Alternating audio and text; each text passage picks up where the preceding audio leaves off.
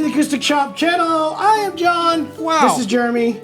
We are the Chapmans. Thank you for being here. We are here to talk about guitars, mandolins, banjos, dobros, whatever it has, strings and frets. The channel, we're here for all those things, but today we're here to talk about specifically this guitar right here. Right here. That's what we're going to talk about. We're going to talk about Eastman guitars and the newest kind of addition to the E series, the E8D-TC. That's a lot of letters. Yes, it is.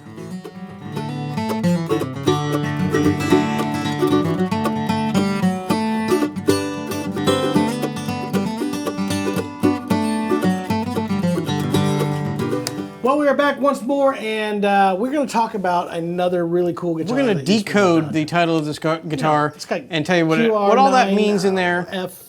Before we get to that, though, the most important thing is you see that little button that says subscribe to this channel. If you haven't already selected that, do that, because we have a lot of these videos, like John said. We talk about mandolins, banjos, guitars, ukuleles every now and then. Yeah, you name it. Stringed instruments, acoustic instruments, we do it. Mostly guitars and mandolins. And if you like those things, then you should subscribe to this channel, because we do a lot of fun stuff. Do it twice. Also, if you want to skip ahead of all the talking and decoding of the title of this, we have a full version of that song we played on another video, and all that. The link to that is in the description below, as well as a link to get to the very end of this, in case you're not very good at controlling that little slider there. You can just jump straight to the end and hear a tone sample. That's right. So you can do that. Check that out. Like I said, we are here to now talk about Eastman guitars. E8D-TC. There you go. There you go. It's too many for me. All right. Sounds like I'm in the military right now. The E8D has been actually around for quite a long time. This was Eastman's, the E series in general is their traditional series. These are the guitars that have the dovetail joints, even now with the new add-on of Bourgeois, as well as traditional body shapes. And this one was based off of more of the D28 style guitar. The E8D versus the E20 means that it has a Sitka spruce top instead of a Adirondack or red spruce top.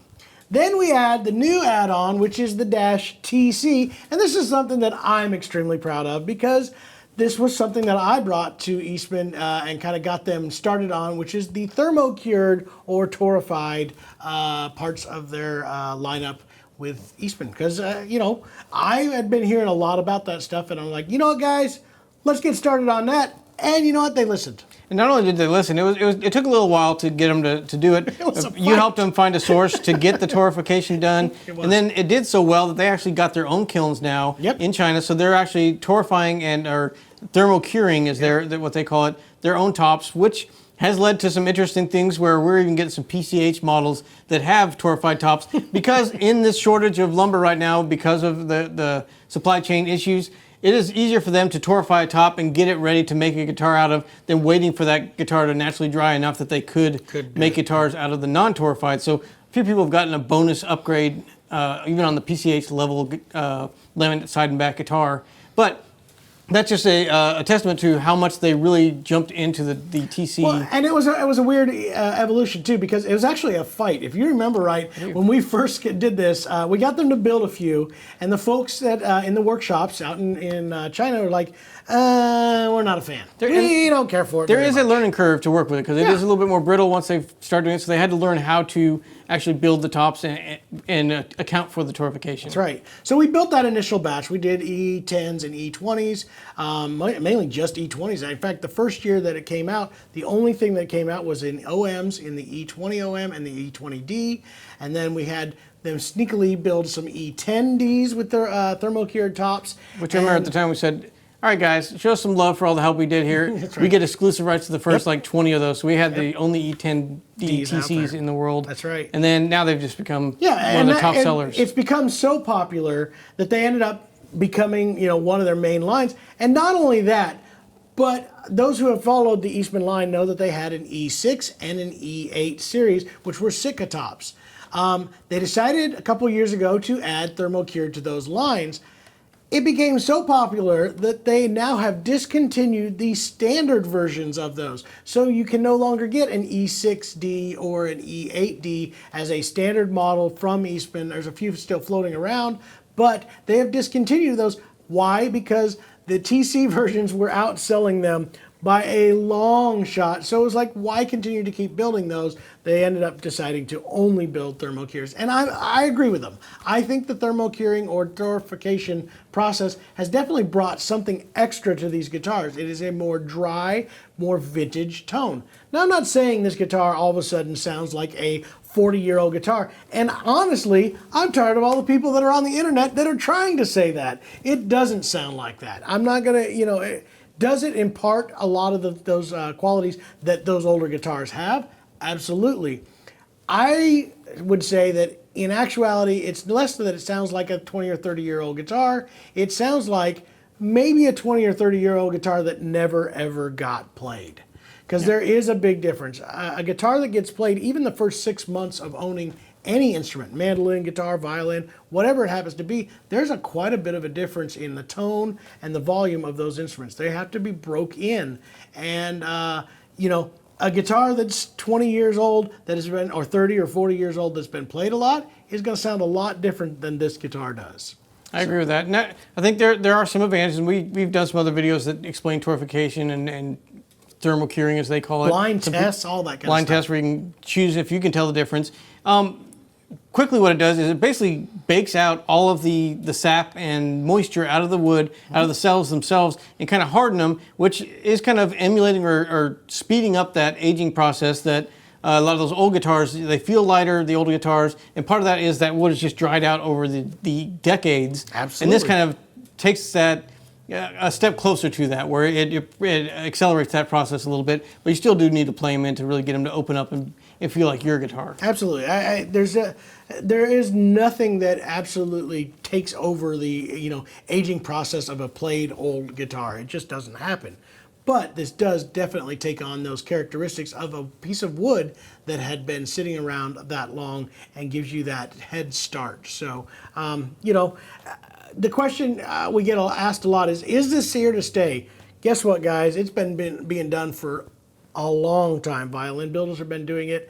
I think it is absolutely here to stay. I don't think that this is one of those things that in 30 years, the guitars that have been thermocured are all of a sudden going to fall apart, because once that hits that level of the open cells and the open, dried spots that are left with none of the sugars and leftover impurities in the wood, it's not like it's going to continue to deteriorate. It's not deteriorating in the first place. It's just kind of drying out those cells. So my opinion is, I think they're stable. I think they're a great way to kind of get into a guitar that has a little bit more of that vintage old tone from the beginning, and then as you play it in, it's going to even become better and better as it goes. So, can we just stop for a minute to stare at how beautiful and pumpkiny brown this guitar is? It also makes the grains just stand out a little bit nicer. You can see a little bit more of the feathering of the grains in those too with the torrefied tops. And again, as you look at this guitar,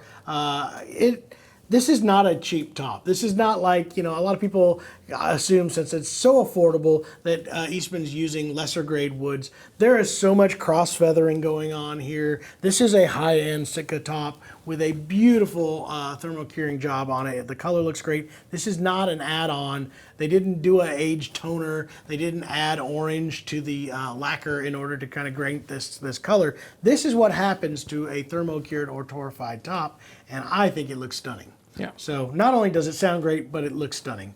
Again, quick specs on this guitar. They will come with open geared tuners, 1 3/4 nut width. It is a mahogany neck with a rosewood sides and back. With the E8, you're going to also get the herringbone trim, that thermocured Sitka spruce top, bone nut and saddle, lifetime warranty, hard shell case. There is a lot here to get at a very, very affordable price. And this is, again, I don't see where should not be on most people's list, whether they're looking for a high-end rosewood dread or just something that's affordable. This should be on your list either way, So definitely something,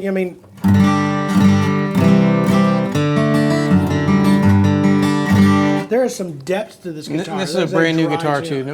Yeah, absolutely. Been in the shop only a few days or a few weeks maybe. So brand new guitar, not really been played in. Sounds that big and open. Yeah, fantastic sounding guitar. Definitely something that should be on your list. So we're going to do a tone sample of it right now, so you can see if it's something that would fit for you.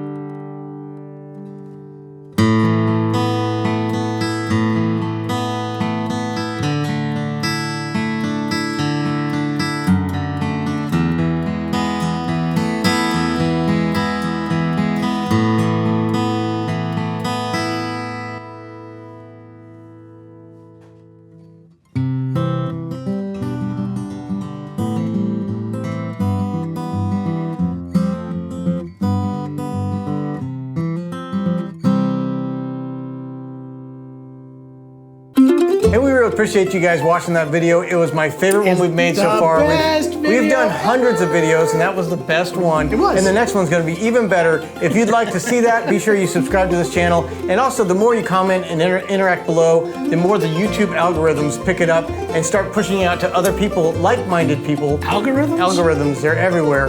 They permeate the internet, and YouTube's got one, and it watches our videos, and it sees how much you comment, and then it pushes us to other people like you. And we want everyone to experience the Acoustic Shop world, where we talk about instruments, we do reviews, we got some fun videos coming up. We thank you guys so much for being a part of it, and we'll see you in the next video.